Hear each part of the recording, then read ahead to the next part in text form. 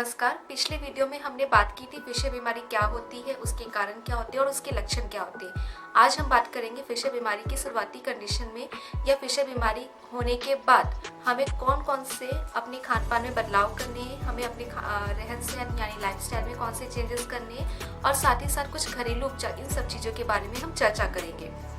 जैसा कि पिछले वीडियो में हमने देखा था, फिशर होने पे हमारी आंतों के अंदर रुक्षता हो जाती है यानी ड्राइनेस हो जाती है, जिसके कारण हमारे शरीर का जो मल होता है वो आंतों के अंदर सूखने लग जाता है, जिसके कारण जब हम मल त्याग को जाते हैं तो मल बहुत ही ज़्यादा सख्त होता है, टाइट होता है और जिस कारण से स्टूल पास करते वक्त पेशेंट को काफ़ी ज़्यादा कठिनाई का सामना करना पड़ता है, जिससे कि उसके एनल रीजन में क्रैक्स आने लग जाते हैं, घाव पड़ जाते हैं, चीरा पड़ जाता है।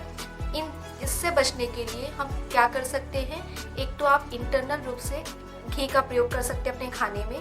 प्रतिदिन अगर आप 2 चम्मच अपने खाने में दाल के साथ या फिर मूंग की खिचड़ी के साथ अगर आप घी का प्रयोग करते हैं या फिर दूध में 1 से 2 चम्मच घी का प्रयोग करते हैं तो आपकी आंतों के अंदर जो ड्राइनेस होती है वो कम होने लग जाती है। साथ ही साथ आप एक्सटर्नल एप्लीकेशन के लिए वहाँ पर आपका जो एनल रीजन होता है वहाँ पे इंडेक्स फिंगर्स की सहायता से आप ऑयल का एप्लीकेशन कर सकते हैं।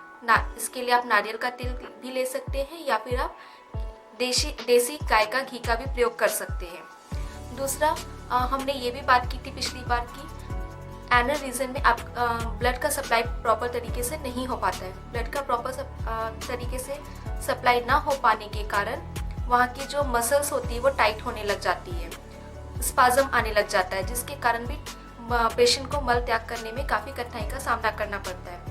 इसके साथ ही साथ मल पास करने के बाद पेशेंट को काफ़ी ज़्यादा वहाँ पे पेन होता है। इसके लिए आप क्या कर सकते हैं कि सिर्स बाथ का प्रयोग कर सकते हैं। सिर्स बाथ मतलब क्या होता है, आपको एक टब के अंदर बैठना है, टब के अंदर गुनगुना पानी लेना है और आपके शरीर का निचला हिस्सा यानी कमर के नीचे का पार्ट उसके अंदर डूबा हुआ होना चाहिए।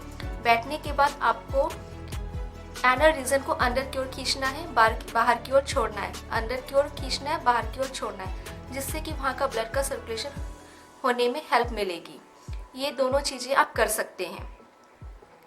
ये प्रतिदिन आपको मोशंस के बाद दिन में 2 बार आपको करना है। चलिए अब हम जानेंगे कि हमें अपने डाइट में कौन कौन से बदलाव करने हैं। सबसे पहले हमें अपने डाइट में लिक्विड की मात्रा को बढ़ाना है, यानी पानी की मात्रा को बढ़ाना है। जितना ज़्यादा हो सके पानी पीना है, मिनिमम 10 ग्लास तक तो पानी पीने की ज़रूरत है। दूसरा, आप अपने आहार में डेली नारियल का पानी भी ले सकते हैं, छाछ का प्रयोग कर सकते हैं। अगर प्रतिदिन आप 1 ग्लास खाना खाने के बाद छाछ का प्रयोग करते हैं तो वो भी आपके लिए बहुत ही अच्छा रहेगा। साथ ही साथ आपको अपने खाने में हाई प्रोटीन रिच डाइट का प्रयोग करना है, जिसमें रफेज बहुत ज़्यादा प्रमाण में पाया जाता है, ऐसी सब्जियों का प्रयोग करना है। साबुत अनाज का प्रयोग कर सकते हैं, सभी प्रकार की दालें ले सकते हैं, लेकिन उड़द की दाल को छोड़ के। उड़द की दाल पचने में हैवी होती है, गैस बनाती है, इसलिए इसका प्रयोग नहीं करना है। प्रोटीन युक्त डाइट ली जा सकती है, लेकिन बहुत ही ज़्यादा मात्रा में डेली हाई प्रोटीन डाइट नहीं लेनी है, क्योंकि प्रोटीन डाइट पचने में हैवी होती है और वो कॉन्स्टिपेशन पैदा करती है, गैस बनाती है, इसलिए बहुत ज़्यादा मात्रा में हाई प्रोटीन डाइट नहीं लेना है। अभी हम ये जानेंगे कि हमें कौन सी चीज़ों का प्रयोग नहीं करना है।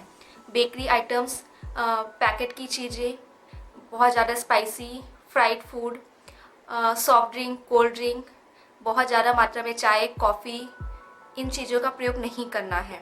अचार, पापड़, इनका भी प्रयोग नहीं करना है। नॉनवेज नहीं खाना है।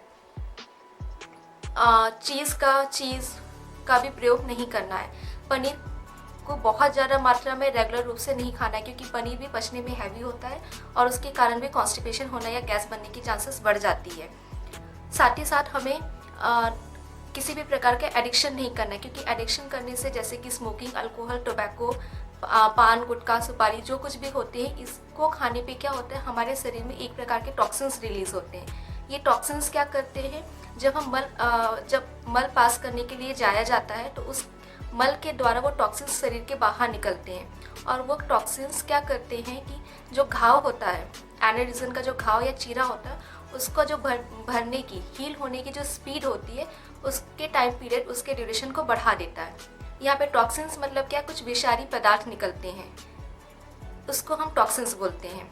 इसलिए इन चीज़ों का प्रयोग अपने इलाज के दौरान नहीं करना है। कुल मिला के अगर हम बोले तो किसी भी प्रकार के बुरी आदतें, अहितकर आहार विहार, मानसिक तनाव, एक ही जगह पे बैठकर करने वाले काम, इन चीज़ों का प्रयोग नहीं करना है। ये सारी चीज़ें हमारी पाचन शक्ति को और कमज़ोर बनाती है।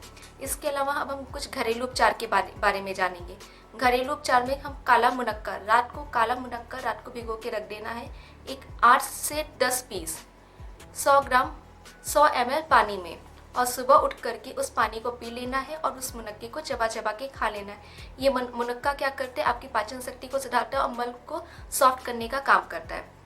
साथ ही साथ आप किसी भी प्रकार के कुछ स्टूल सॉफ्टनर का भी यूज़ कर सकते हैं, जो भी पेट साफ करने में, जो मोशंस होते हैं उसको लूज़ करने में मदद करता है, जिसके कारण भी आपका मल आसानी से पास होने में मदद होगी और जो दबाव पड़ता है सुबह मल त्याग करने के लिए वो कम पड़ेगा।